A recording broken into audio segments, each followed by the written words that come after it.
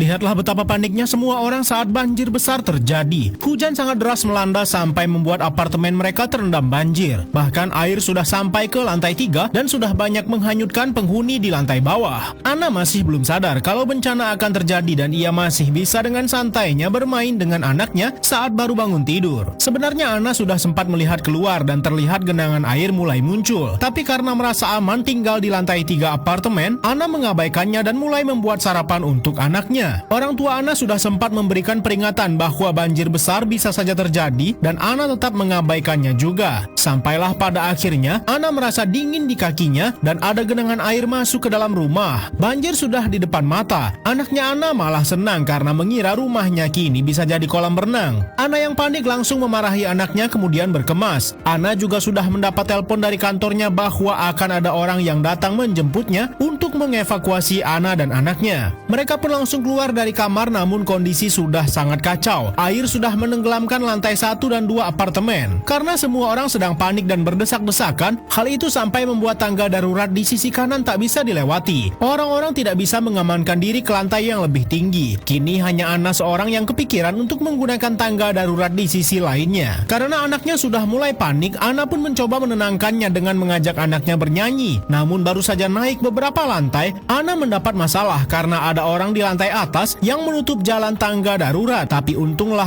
Ana masih bisa membawa anaknya ke lantai yang cukup tinggi. Di sini sudah banyak penghuni lantai bawah yang mengamankan diri. Tepat pula jemputan yang dikirim oleh kantor tempat Ana bekerja sudah datang. Tapi Ana malah kehilangan anaknya. Ia mencoba mencari ke salah satu kamar yang terbuka karena memang banyak juga orang yang masuk ke sini, tapi sayang di depan matanya sudah ada ombak yang sangat besar. Bencana banjir yang sedang melanda semakin mengerikan. Walaupun mereka sudah mengamankan diri ke lantai yang cukup tinggi di apartemen ini, tapi sekarang ada ombak raksasa yang menghantam. Wanita ini sempat terdiam sejenak karena teringat trauma masa lalunya, tapi untunglah Ana masih bisa bertahan dari sapuan ombak dahsyat itu. Namun tas yang berisi obat sangat penting untuk anaknya malah hanyut. Ana mencoba mempertahankan diri sekuat mungkin dan mencari kembali anaknya yang sempat hilang. Mereka sempat terkurung di kamar ini, namun untunglah orang yang dikirim untuk mengevakuasi Ana datang di saat yang tepat. Pintu bisa dibuka dari luar dan mereka segera keluar dari genangan air yang sangat dalam. Anaknya pun juga masih bisa terselamatkan walau sempat mengalami syok yang cukup berat. Ana sangat berterima kasih karena kantornya mengirim orang untuk menjemputnya. Ternyata Ana dan anaknya ini dianggap orang yang sangat penting di kantornya, sehingga jemputan khusus dikirim kepadanya agar tetap selamat dari bencana yang bisa saja memusnahkan peradaban manusia, sebab ini bukan hujan biasa, melainkan ada asteroid yang menghantam Antartika dan es di seluruh dunia mencair. Namun di tengah kondisi yang cukup kritis seperti ini, anaknya Ana malah sempat-sempatnya ingin buang air besar, sehingga mereka mencari kamar kosong untuk menyelesaikan persoalan mules itu. Disinilah baru diketahui bahwa Ana bekerja di perusahaan penelitian yang sedang mengembangkan manusia buatan yang akan meneruskan peradaban manusia setelah bencana ini memusnahkan manusia yang ada sekarang, dan Ana bertugas sebagai peneliti untuk menciptakan emosi pada manusia buatan mereka agar sesuai dengan emosi manusia biasa.